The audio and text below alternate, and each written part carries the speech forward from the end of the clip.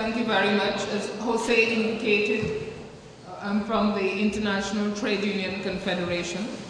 So basically, we harmonize the work of labor all over the world, and we are a movement. We are a social movement, a movement of workers, organized in 160 countries, so it has a global reach, with national trade union centers all over the world, and a global membership of 170 million women and men.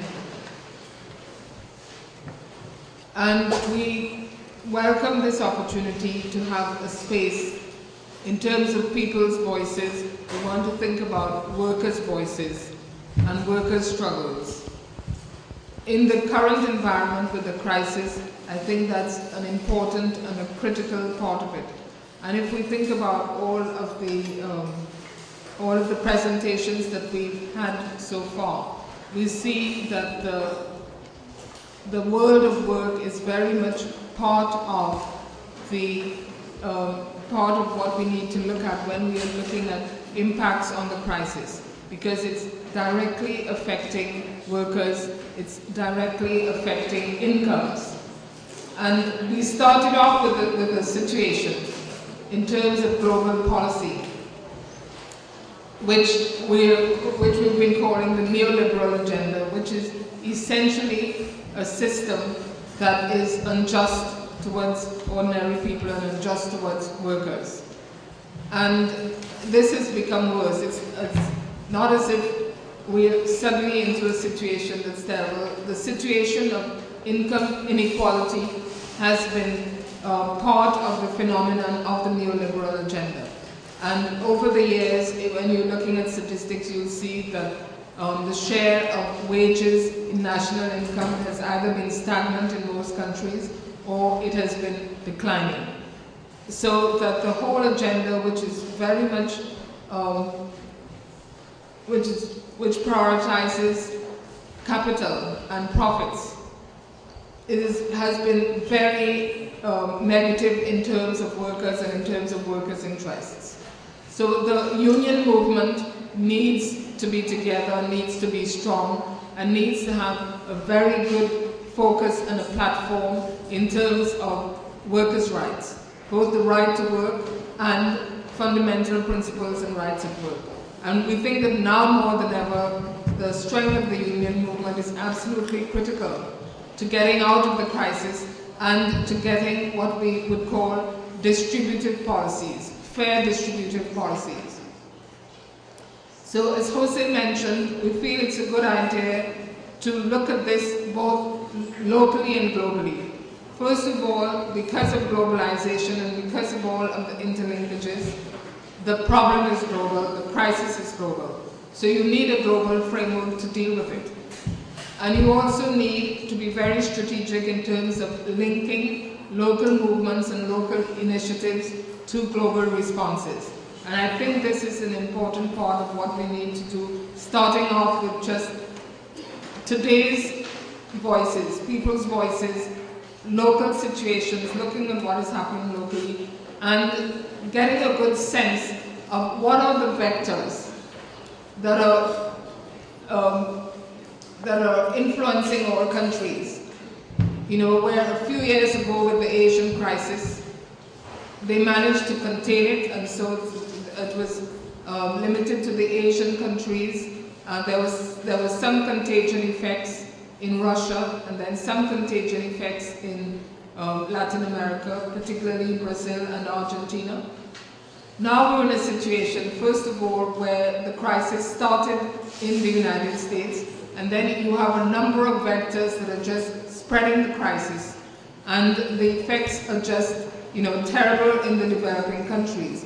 When you hear our colleagues from Benin, for example, talking about the situation of workers and of women workers, and what we are calling the economic meltdown, and just the way that operates, just a total lack of credit, so that people are not able to keep up their businesses.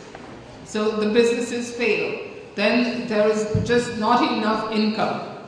Families just don't have enough income. So So they have to go on 1 meal a day. They are just not able to have their children at school. So the children are staying home. And there are a number of what we call negative social phenomena that are on the rise. And colleagues talked about domestic violence. Child labor is also on the rise. Children are not at school, they're at work. And we're looking at all of these things, and you'll be describing your local situation, but we're looking at it, and particularly with the ILO, collecting statistics globally, and looking at the global picture and seeing that the global picture is one of a deepening crisis.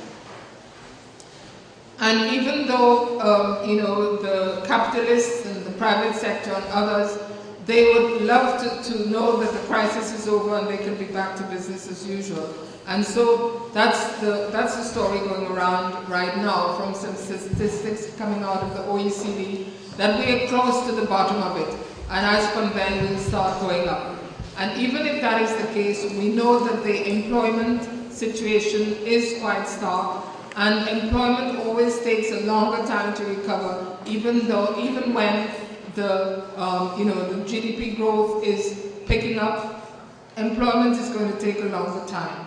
So we know that this is something that we do have to have quite a serious focus on employment. Now, we just had a major summit at the ILO, the International Labour Organization, in Geneva. And so it was called a summit on the jobs crisis, and they came up with some sort of an agreement which we call the Global Jobs Pact, a global agreement to look at issues of employment. And that means over the short term, what are the implications, and over the longer term, what are the implications.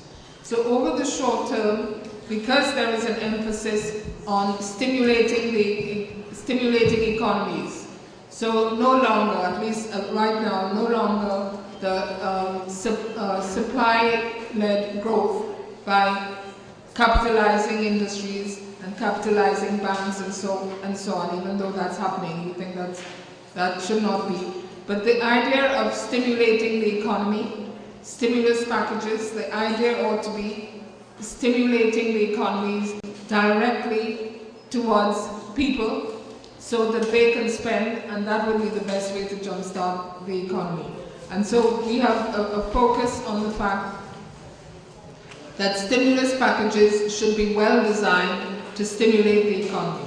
And in many instances, that's not happening. I mean, the record is dismal in the United States with the recapitalization of banks and of the private sector and of the financial sector without sufficient oversight.